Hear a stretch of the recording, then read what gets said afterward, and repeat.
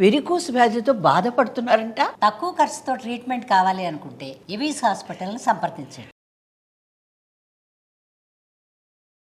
నమస్కారం, నేను రమారావి. మనం పంచతంత్రము, హితోపదేశము వాటి నుంచి రకరకాల కథలు చెప్పుకుంటున్నాం. అందులో ఇప్పుడు ఒక కథ విందాం. పూర్వమట ఒక అడవిలో ఒక తాబేలు, ఒక కాకి, ఒక ఏలుక మూడు చాలా స్నేహంగా ఉండేవి. ఒక చెరువు పక్కనున్న చెట్టు మీద కాకి ఉండేది, ఆ చెట్టు కింద ఉన్న తొర్రలో ఏలుకుండేది, చెరువులో తాబేలు ఉండేది.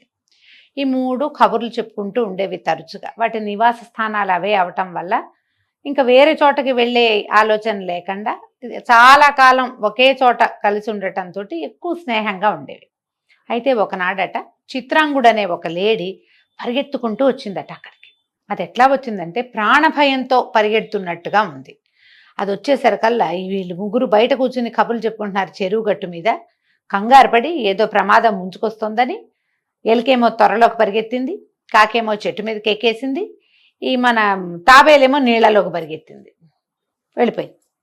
అయితే ఈ భయపడుతున్న లేడీని చూసేసరికి వాటికి జాలేసింది. ఏమిటో భయపడుతోందని కొద్దిగా సర్దుకున్నాక మళ్ళీ పైకి వచ్చి, ఓ చిత్రాంగుడా, నువ్వెవరిని చూసి ఇంత భయపడుతున్నావు, ఏమిటి జరిగింది, ఏం జరిగింది ఏమిటి అంటే, వేటగాడిని చూసి భయం వేసింది నాకు, వేటగాళ్ళని చూసి అని చెప్పి చిత్రాంగుడు చెప్పిందట లేడీ. చెప్పేసరికి ఈ అడవిలో మనం ఏనాడు వేటగాళ్ళని చూడలేదు, మనకు అలాంటి భయం ఏం లేదు, నువ్వేం కంగారు పడక్కర్లేదు, హాయిగా కాస్త గడ్డి మేసి ఈ చెరువులో ఉన్న నీళ్లు దాగి స్థిమితంగా ఉండు, మాతో పాటు ఇక్కడే ఉండు, కానీ నువ్వు కూడా మేమున్న ఈ ప్రాంతంలో మేము ఏనాడు వేటగాళ్ళని చూడలేదు, మేము చాలా ప్రశాంతమైన జీవితం గడుపుతున్నామని కాకి, ఎలుక, తాబేలు ఈ లేడీని బాగా నమ్మించాయి.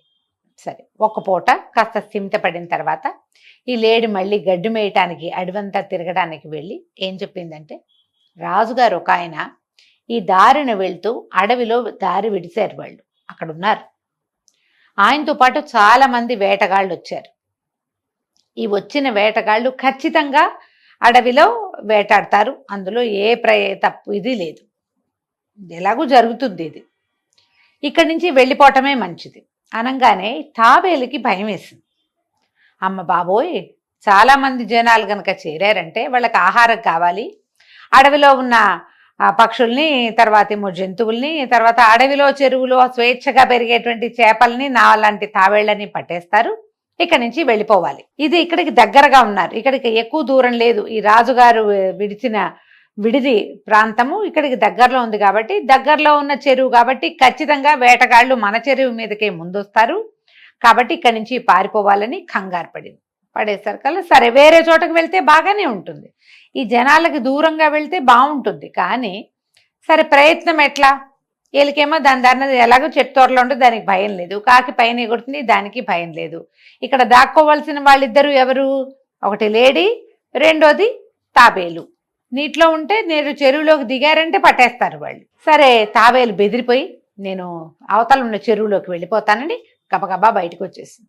వస్తే అప్పుడు లేడీ, కాకి ఏమనుకున్నాయంటే, నీళ్లలో ఉన్నప్పుడే కదా తాబేలుకు రక్షణ, ఈ నడిచేటప్పుడు నీటిలో అంటే జర్రమని వెళ్ళిపోతుంది లోపలికి, క్షణాల్లో కనపడకుండా ఇక్కడి నుంచి అక్కడికి వెళ్ళిపోగలదు, నీటిలో వేగంగా పరిగెడుతుంది తాబేలు, నేల మీద గునగునలాడుతూ స్లోగా వెళ్తుంది, పైగా ఈ అడవి ప్రాంతం అన్ని ముళ్ళు, రాళ్ళు, రప్పలు, ఈ ప్రాంతంలో కనుక ఇది నడిచేటప్పుడు ఎవరికైనా కనపడితే దొరికేస్తుంది అని భావించారు.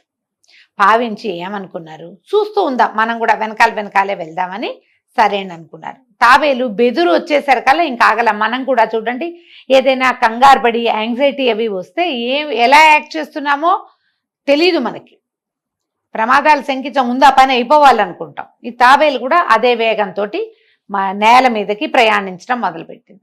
అయితే ఇది కొంత దూరం వెళ్ళేసరికి ఆ దారిన వస్తున్నటువంటి ఒక వేటగాడు దీన్ని చూసేసాడు తాబేల్ని.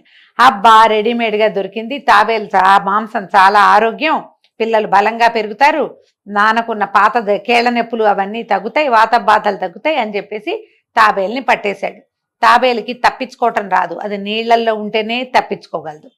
నేల మీద అది గునగలాడుతూ నిదానంగా నడుస్తుంది, దానికి గోళ్ళు లేవు, పళ్ళు లేవు, తిరగబడ్డం రాదు, పారిపోవటం రాదు, తెంచుకోవటం రాదు, ఏమీ రాదు పాపం. ఆ తాబేల్ని ఇతను ఏం చేశాడు, ఒక తాడు కట్టి దానికి తన వింటి కొసకి, అంటే బో ఉంటుంది కదా వాళ్ళ దగ్గర, ధనుర్బాణాలు ఉన్నాయి వేటగాడి దగ్గర, ఆ ధనుస్సు విల్లుకి చివర వేళ్లాడేసి దాని భుజం మీద పెట్టుకుని వెళ్తున్నాడు. అయ్యో దొరికిపోయిందే అని చాలా కంగారు పడ్డాయి లేడీ, కాకి, ఎలుక మూడును. ఎట్లా దీన్ని విడిపించటం అని ఆలోచించి ఏమనుకున్నారంటే ఒక ప్లాన్ చేద్దాం, వేటగాడిని అనుసరించి వెళ్దాం. ఇక్కడి నుంచి ముందుకు వెళ్ళేసరికి ఒక గంట సేపు, గంటన్నర నడిచాక ఒక చెరువు వస్తుంది. వేటగాడు గంట సేపు నడిస్తే వాడికి దాహం వేయదు, ఎండవేళ దాహం వేస్తుంది. మంచినీళ్ళు తాగడానికి వెళ్తాడు. మంచినీళ్లు తాగాలంటే ఖచ్చితంగా భుజం మీద ఉన్న విల్లు అడ్డం వస్తుంది కాబట్టి చెరువు గట్టు మీద పెడతాడు. మనం ఒక పని చేద్దాం, ఈ లేడీ ముందు పరిగెత్తుకుంటూ వెళ్ళిపోయి ఆ చెరువు దగ్గర చచ్చినట్టు పడి కనపడితే వేటగాడు లేడి మీద ఆశతోటి లేడి దగ్గరకు వస్తాడు. ఈ లోపల మనం ఈ మందరకుడు అనేటువంటి తాబేలుని విడిపించవచ్చు అని ప్లాన్ చేసుకుని లేడిని నువ్వు ముందు పరిగెత్తుకుంటూ వెళ్ళిపోని, మనిషి కంటే వేగంగా లేడి పరిగెడుతుంది కాబట్టి చెరువు దగ్గరికి పంపించారు. ఎలుక తర్వాత కాకి ఈ వేటగాడిని అనుసరించే అతని వెనకాలే పరిగెత్తడం మొదలుపెట్టారు. అతను గబగబా నడుస్తున్నాడు. అతని వెనకాలే కాకి పైన ఆకాశంలో ఎగురుతూ అతను ఎటు వెళ్ళాడో చూస్తూ అతను వెనకాల పడుతుంది. ఎలుక ఆ పొద ఈ పొద చాటు చేసుకుంటూ అతను వెళ్ళిన దారినే వెళ్ళింది.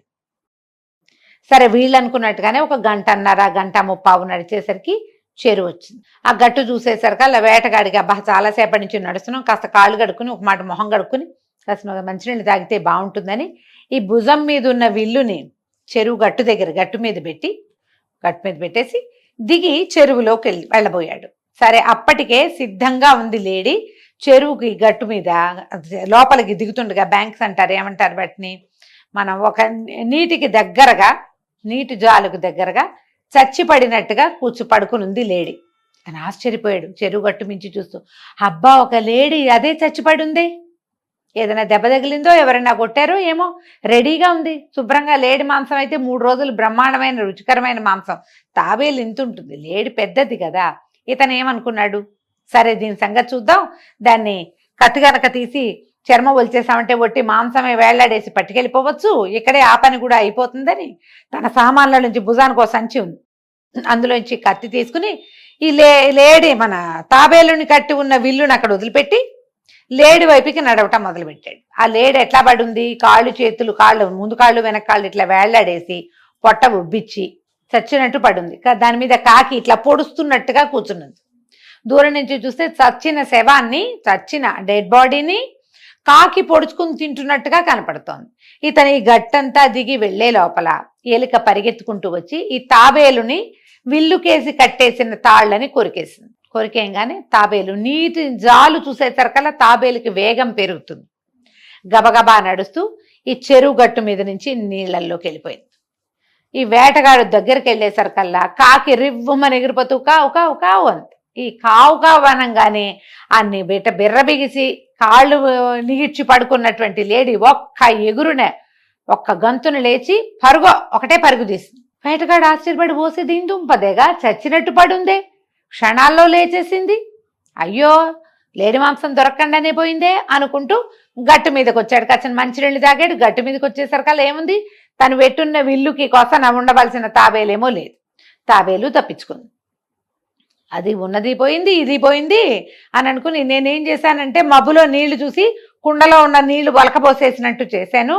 చచ్చిపడి ఉన్న లేడిని చూశానని అనుకున్నాను కానీ అది చచ్చలేదు, ఎందుకో పడుకుంది.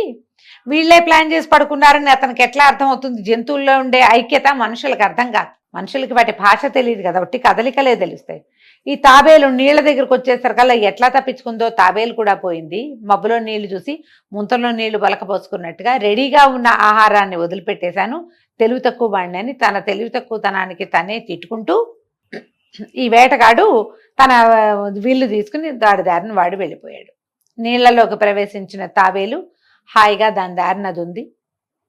తర్వాత ఏమో అక్కడే చుట్టుపక్కల చెట్లలో ఒక చెట్టు కింద ఉన్న తొర్ర చూసుకుని ఎలిక అక్కడ స్థిర నివాసం ఏర్పరచుకుంది. ఆ చెట్ల మీద కాకి గూడు కట్టుకుంది. తర్వాత లేడి కూడా చుట్టుపక్కల ఉన్న పొదల్లోనే ఉండటం మొదలుపెట్టింది. మళ్ళీ వీళ్ళు నలుగురు ఇక్కడే స్నేహంగా ఉండటం మొదలుపెట్టారు. ఎప్పుడు కూడా పరాక్రమంతో పనులవ్వవు. దీనికి ఒక మంచి సంస్కృత వాక్యం ఉంది, చెప్తాను చూడండి. ఉపాయేన హి యత్శక్యం తన్న శక్యం పరాక్రమై అని. పరాక్రమంతో చాలా పనులు అవ్వవు, కానీ ఉపాయాలతో అవుతాయి.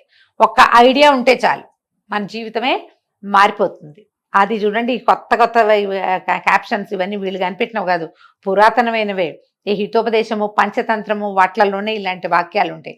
ఐడియా ఉంటే జీవితమే మారిపోతుంది. ఐడియాతోటే ఈ ఎలిక, కాకి, లేడీ మూడు కలిసి తాబేలుని ప్రాణాపాయం నుంచి రక్షించినాయి. ఆ వేటగాడిని అక్కడి నుంచి అవతలికి పంపించేసినాయి. హాయిగా ఉండటం మొదలుపెట్టాయి.